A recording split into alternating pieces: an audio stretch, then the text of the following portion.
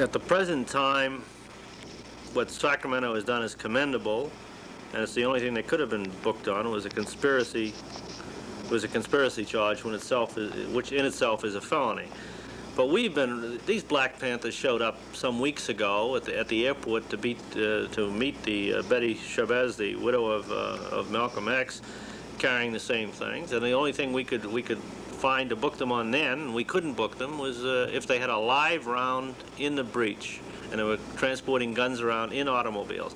I submit to you it's preposterous. And in this urban society that we have in California, when we're fishing through the Fish and Game Code and looking at municipal fire ordinances to try and prevent people from carrying weapons around in an excited and hostile atmosphere. That scene over there yesterday, there were Cub Scouts milling around, there were children up to picnic with the governor.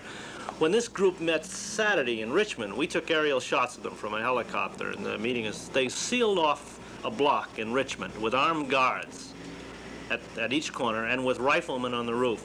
In the midst of this meeting, and the pictures show it, there were children out on bicycles playing. You know, I think too long we've listened to these people who are afraid of some kind of bureaucratic takeover of arms. We've got to emphasize again that no one wants to touch the legitimate hunter, but we've got to protect society from nuts with guns.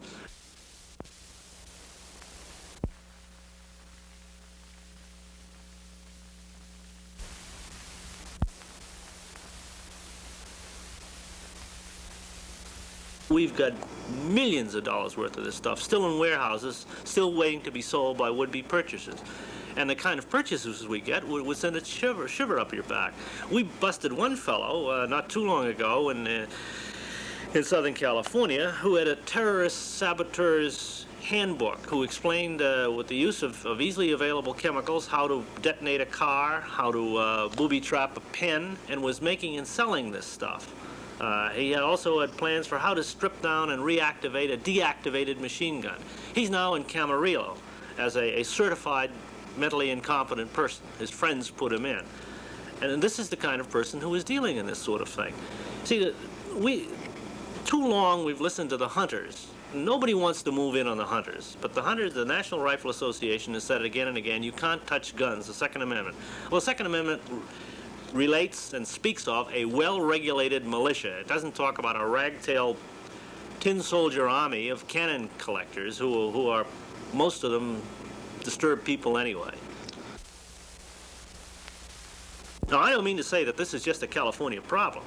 I think the federal government has been extraordinarily lax in this field, both in allowing this junk, much of it foreign-made, into the United States, and in not passing laws to protect us once it's inside. The federal government shares a large portion of the blame on this. For years, we've allowed 25-cent would-be robber barons, the old warlords, operating out of Virginia and New Jersey and that complex in the Middle Atlantic states to ship these guns that were made for most of them for the Second World War, and a lot of them since then for other little wars in the Middle East and so forth, and simply dump them into the United States. And people are under some sort of impression that there are laws to prevent this, and there are not. And the chances of their being enacted are still rather grim.